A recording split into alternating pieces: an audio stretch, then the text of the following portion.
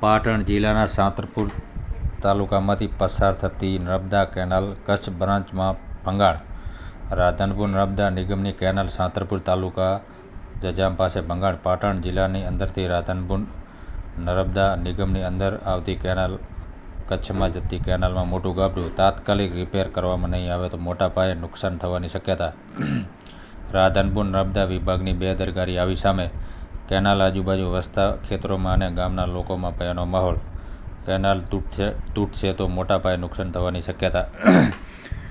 આ કેનાલમાં કેટલી અધિકારીઓની ભ્રષ્ટ નીતિ છે, એના કારણથી જ આ કેનાલ તૂટે છે.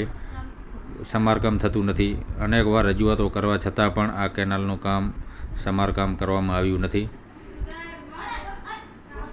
આવા ગાબડા તો કેનાલોમાં ખૂબ જ પડ્યા છે. મસ્ત મોટા ગાબડા પડ્યા છે.